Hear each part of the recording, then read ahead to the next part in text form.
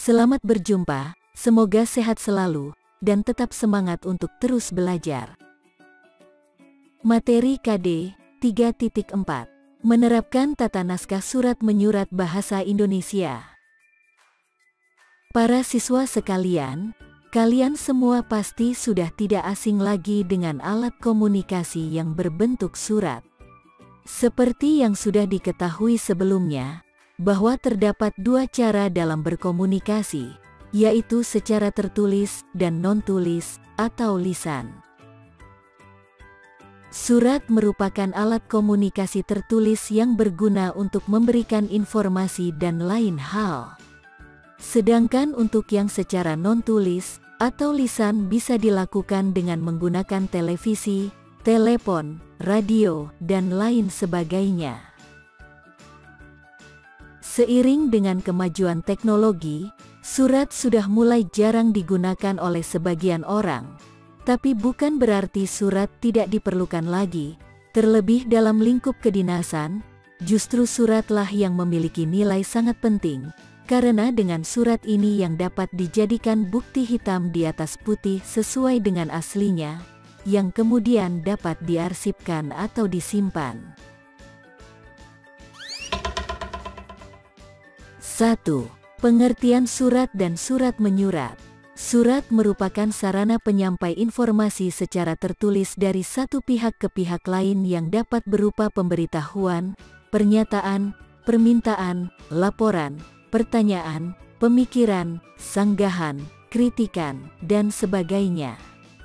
Jika surat tersebut mendapat balasan, maka terjadi hubungan surat menyurat atau istilah lainnya ialah korespondensi. Surat menyurat merupakan salah satu kegiatan yang sangat penting dalam menunjang operasionalisasi suatu organisasi atau kantor. Pada setiap kegiatan kantor baik pemerintah maupun swasta, dalam rangka mencapai tujuan yang telah ditetapkan diperlukan adanya kegiatan kantor yang ada hubungannya dengan surat menyurat.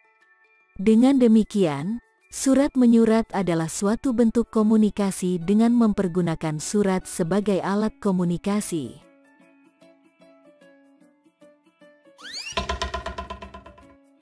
Dua. Fungsi surat. Meskipun alat komunikasi berkembang pesat, tetapi surat masih dipertahankan karena surat mempunyai fungsi sebagai a. Alat komunikasi. Sebagai alat komunikasi, surat dapat menyampaikan informasi dari satu pihak ke pihak lain atas nama pribadi maupun organisasi. B. Alat bukti tertulis. Sebagai alat bukti tertulis, surat dapat dipergunakan sebagai bukti apabila terjadi perselisihan antara organisasi-organisasi atau pejabat-pejabat yang mengadakan hubungan korespondensi. C. Alat pengingat. Sebagai alat pengingat, surat dapat digunakan untuk mengetahui hal-hal atau peristiwa yang telah lampau. D. Alat bukti historis. Sebagai alat bukti historis, karena surat dapat untuk mengetahui sejarah atau perkembangan suatu organisasi. E. Duta atau wakil organisasi. Sebagai duta atau wakil organisasi, kehadiran surat mewakili organisasi dalam berkomunikasi atau bertatap muka dengan pihak lain. F. Alat pedoman kerja. Surat berfungsi sebagai pedoman kerja, karena surat dapat digunakan sebagai pedoman dalam melaksanakan pekerjaan. G. Barometer kemajuan suatu organisasi. Surat dapat berfungsi sebagai barometer kemajuan suatu organisasi karena dengan semakin banyaknya surat yang dibuat atau diterima oleh suatu organisasi menunjukkan adanya kegiatan yang dilakukan dalam organisasi itu sehingga dapat diketahui tingkat kemajuan perkembangan organisasi yang bersangkutan. 3. Jenis-jenis surat. Surat dapat digolongkan menjadi beberapa jenis. Antara lain, a. Surat menurut sifatnya. 1. Surat pribadi adalah surat yang berisi tentang masalah yang berkaitan dengan urusan pribadi, baik tentang keluarga, kesehatan, maupun keuangan. Misalnya surat dari anak kepada orang tua atau sebaliknya yang menanyakan kabar, surat undangan pernikahan, surat ucapan selamat hari raya, surat ucapan terima kasih, surat lamaran pekerjaan dan sebagainya. 2. Surat dinas adalah surat yang berisikan persoalan kedinasan dalam suatu organisasi kantor, seperti surat edaran hari libur nasional, surat keputusan pengangkatan pegawai, surat perintah perjalanan dinas dan sebagainya.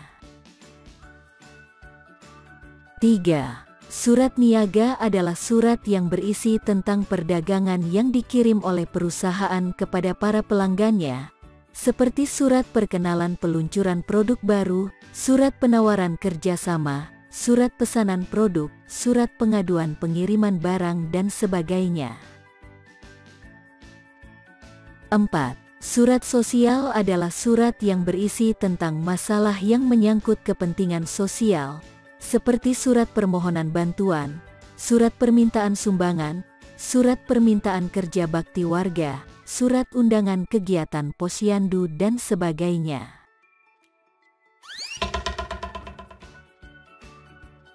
B. Surat menurut wujudnya.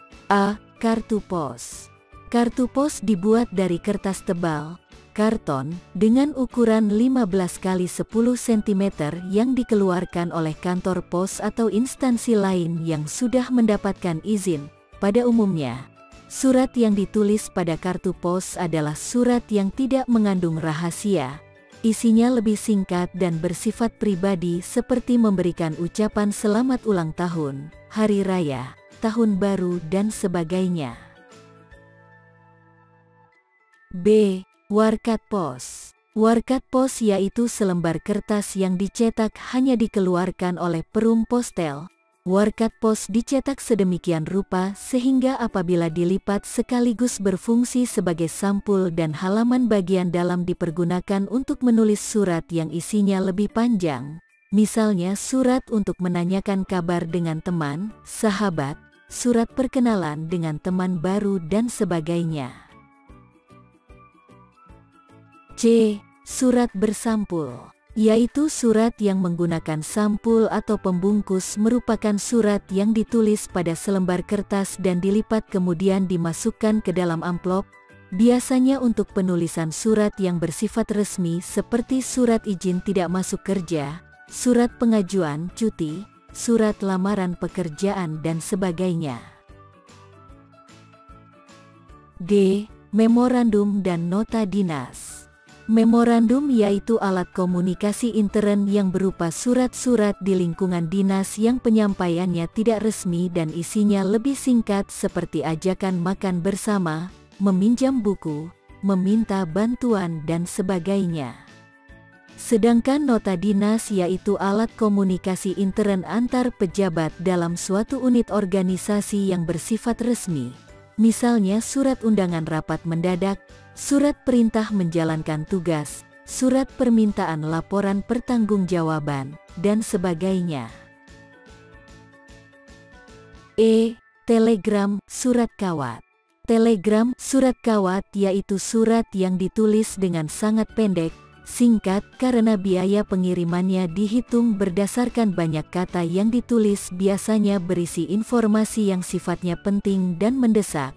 Misalnya surat dari anak kepada orang tua untuk meminta kiriman uang, surat penagihan pembayaran yang sudah jatuh tempo, surat permintaan pengiriman barang dan sebagainya. Surat menurut proses penyelesaiannya. 1. Surat biasa. Surat biasa pada umumnya tidak harus diselesaikan dengan segera. Misalnya izin, surat menanyakan kabar, surat perkenalan dan sebagainya. 2. Surat segera. Surat segera yaitu surat yang harus dikirim dengan segera untuk diketahui dan diselesaikan dengan secepat-cepatnya. Misalnya surat lamaran pekerjaan, surat usulan kenaikan pangkat, surat penawaran tugas belajar ke luar negeri dan sebagainya. 3. Surat sangat segera, surat kilat, yaitu surat yang sifatnya segera untuk dikirim agar cepat sampai kepada si penerima surat, misalnya surat berita musibah, surat panggilan kerja, surat perintah tugas, surat penagihan dan sebagainya.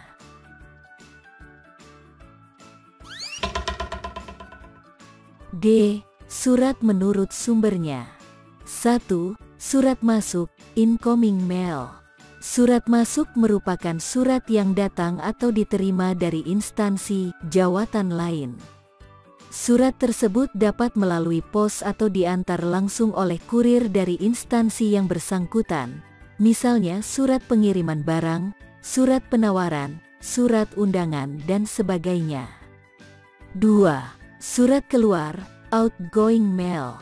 Surat keluar merupakan surat yang dikirim melalui pos, faks, kurir atau email, misalnya surat panggilan, surat penagihan, surat tugas dan sebagainya. E. Surat menurut keamanan isinya. 1. Surat biasa. Surat biasa adalah surat yang apabila isi surat tersebut diketahui dan dibaca oleh pihak orang lain tidak menimbulkan kerugian bagi organisasi, instansi atau jawatan yang bersangkutan, misalnya surat undangan, surat penawaran, surat izin dan sebagainya. 2. Surat rahasia. Surat rahasia adalah surat yang tidak boleh diketahui atau dibaca oleh orang lain, misalnya surat wasiat, surat pengunduran diri, surat pemutusan hubungan kerja dan sebagainya. Surat rahasia diberi tanda kode RHS atau R saja. 3. Surat sangat rahasia. Surat sangat rahasia adalah surat yang berhubungan erat dengan keamanan organisasi atau jawatan, misalnya dokumen soal-soal ujian, daftar penilaian pegawai, hasil penelitian perusahaan dan sebagainya. Pada umumnya surat-surat yang bersifat sangat rahasia diberi tanda kode SRHS. 4. Surat konfidensial, yaitu surat yang harus diberikan langsung kepada pimpinan, pejabat yang bersangkutan karena hanya pimpinan pejabat yang berwenang membuka dan membacanya, misalnya surat laporan karyawan yang korupsi, hasil rapat pemegang saham dan sebagainya. F. Menurut jumlah penerimaannya. 1. Surat biasa yaitu surat yang dikirim kepada seseorang, pejabat dalam suatu instansi, misalnya surat izin tidak masuk kerja, laporan pelaksanaan tugas dan sebagainya. 2. Surat edaran, yaitu surat yang jangkauannya lebih luas daripada surat biasa. Surat edaran dikirim kepada beberapa orang atau beberapa pejabat dalam suatu jawatan, instansi, misalnya surat edaran Hari Libur Nasional, surat edaran peringatan HUT RI, surat edaran pelaksanaan ujian dan sebagainya.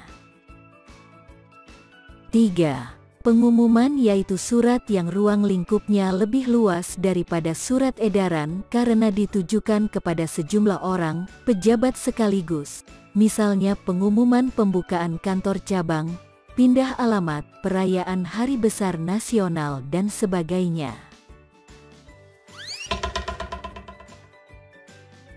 G. Surat menurut tujuan penulisannya. 1. Memorandum dipergunakan untuk surat menyurat antar bagian dalam satu instansi yang bersifat tidak resmi, seperti ajakan makan bersama, meminjam buku, meminta bantuan dan sebagainya. 2. Nota dinas dipergunakan untuk surat menyurat dinas resmi antar pejabat, kantor, instansi atau organisasi, misalnya surat undangan rapat mendadak, surat perintah menjalankan tugas, surat permintaan laporan pertanggungjawaban, dan sebagainya.